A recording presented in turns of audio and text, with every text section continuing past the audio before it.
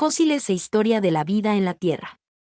Fósiles e historia de la vida en la Tierra, estratigrafía, sucesión de eventos, cuadro geocronológico y tabla cronoestratigráfica internacional.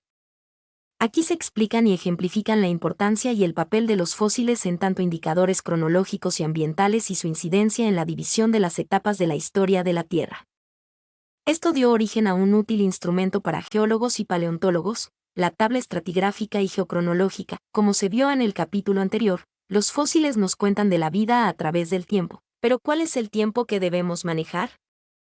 ¿Cuál es la escala cronológica más adecuada para enmarcar los sucesos que se dieron en la larga historia de la Tierra, antes y durante las primeras observaciones rigurosas de las rocas de la corteza terrestre y sus fósiles? La antigüedad de la Tierra se fundamenta fuertemente en concepciones bíblicas. Calculando para ella una edad poco menor a los 6.000 años, hoy día se acepta que la Tierra tiene unos 4.600 millones de años. El avance científico en materia de rocas y fósiles en los últimos decenios, sumado al descubrimiento de la radiactividad, ha permitido calcular con bastante precisión la antigüedad de los diferentes eventos que han pautado la historia del planeta. La estratigrafía y la sucesión de eventos terráqueos, un cuadro geocronológico esquemático, con el agregado de información paleontológica y geográfica, nos sintetiza un conjunto de fenómenos que afectaron a la Tierra y a los seres que habitan sobre su faz. En este las divisiones no son arbitrarias, sino que, como veremos a continuación, responden a procesos notables que se deducen a partir de las rocas y los fósiles.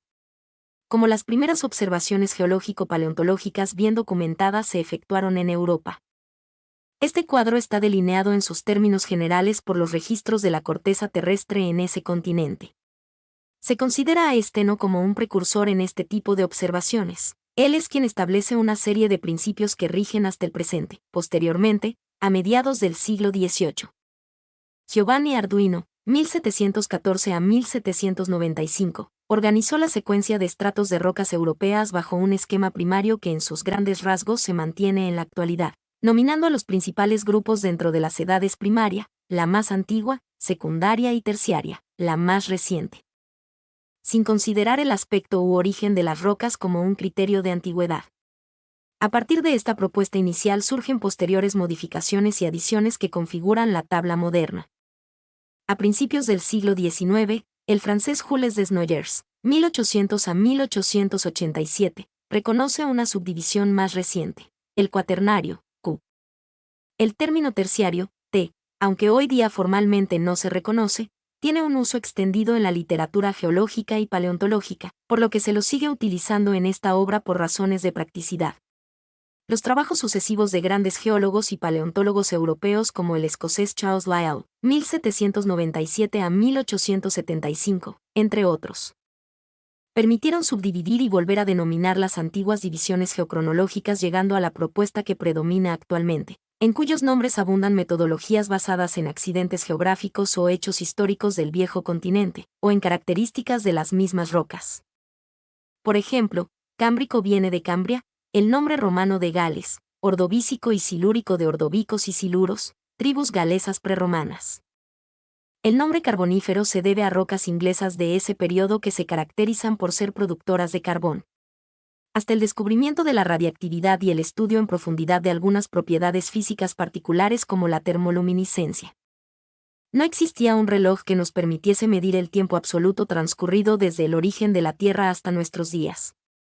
Los principales lineamientos de la tabla geocronológica se rigieron al principio por un tiempo relativo, aquel que surge de la sucesión de eventos que representan las rocas y sus fósiles. A partir del estudio de los isótopos radiactivos y otros métodos de datación absoluta fue posible calibrar dicha tabla agregando el número muy aproximado de años para cada división. El cálculo de la antigüedad de rocas y fósiles tomando en cuenta la radiactividad se basa en el tiempo de semidesintegración, o vida media, de los elementos o isótopos radiactivos. Si se conoce la cantidad de elemento original y la tasa de desintegración para transformarse en el producto, es posible calcular durante cuánto tiempo ha persistido el proceso. La tasa de desintegración es diferente según el elemento, pero constante para cada uno de ellos y no es afectada por fenómenos externos. Se supone que la mayoría de las evidencias que dejaron en la corteza terrestre los diferentes procesos físicos, químicos, biológicos, que la afectaron quedaron registradas como testimonio del tiempo pasado. En particular, los fenómenos catastróficos globales Comisión Sectorial de Enseñanza que provocaron grandes caídas de la diversidad biológica, extinciones masivas, han dejado su huella bien marcada en varios límites del cuadro geocronológico. Pero resulta claro, sin embargo, que es muy improbable que todos los fenómenos hayan sido registrados. Es así como del tiempo real transcurrido solo se conocen ciertas evidencias relativas en las rocas y en los fósiles. Existen muchas veces amplias lagunas que evidencian la ausencia de información geológica y paleontológica. Entonces son comunes los hiatos, en donde se infiere, por la brusca interrupción del registro de las rocas y sus fósiles, que transcurrió el tiempo, aunque no haya quedado plasmada su marca universidad. La estratigrafía, de latín stratum, estrato, o capa, es una disciplina geológica estrechamente vinculada a la paleontología que estudia la forma, disposición y relaciones temporales de las capas de roca que forman la corteza terrestre. Los procesos que dan lugar a la acumulación de dichas rocas son fenómenos complejos que se suceden a través del tiempo. Es así como la estratigrafía, al estudiar dichos procesos, funciona como una suerte de reloj de arena que mide el paso del tiempo geológico pautado por la acumulación de las sucesivas capas sedimentarias. Tal como un verdadero reloj de arena, a otra escala, lo mide por lo que dura el depósito de sus miles de diminutos granos. La cronoestratigrafía, del griego, cronos, tiempo, estudia la sucesión de las capas de rocas de la corteza terrestre, y sus fósiles, a través del tiempo. Recíprocamente, las cronologías sucesivas de estas capas se han basado en su antigüedad relativa, deducida fundamentalmente de sus fósiles, es así como la bioestratigrafía, del griego y bios, vida, estudia la distribución de los fósiles en las rocas y permite, muchas veces, poder asignar una edad a estas últimas basándose en aquellos. Tomando en cuenta el grado evolutivo de los conjuntos fosilíferos. Aquellos yacimientos paleontológicos que representan comunidades de seres más antiguos y están dispuestos en los estratos más bajos suelen representar, a grandes rasgos, una diversidad y complejidad menor que los más modernos que se disponen por encima. Constituyendo una sucesión biótica, basados en el avance de la estratigrafía, hoy en día geólogos y paleontólogos se guían por una tabla cronoestratigráfica internacional, International Chronostratigraphic Chart, que se actualiza permanentemente y no solo contiene la información geocronológica en millones de años, sino también las principales divisiones en la sucesión de rocas estratificadas de todo el mundo.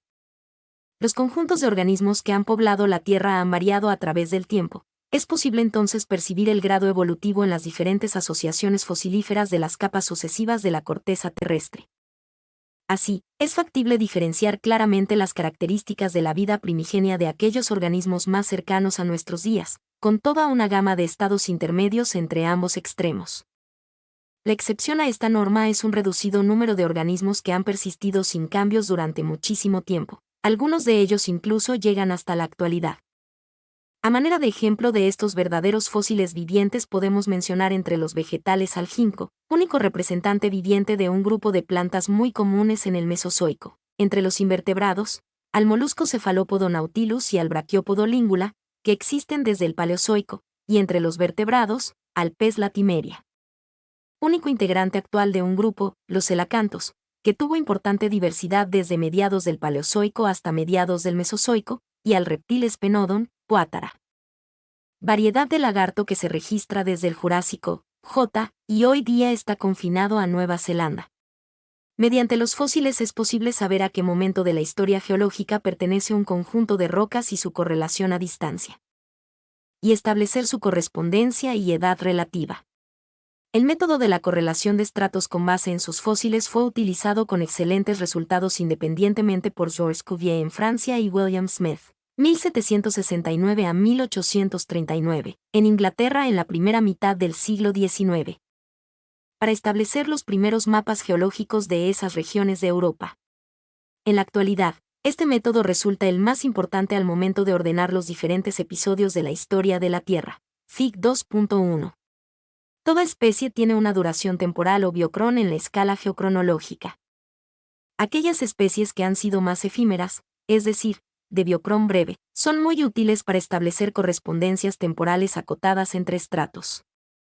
Si además se agrega que son abundantes en el registro paleontológico y han tenido una amplia distribución geográfica, constituyen los fósiles guía, aquellos que permiten efectuar correlaciones de la mejor manera.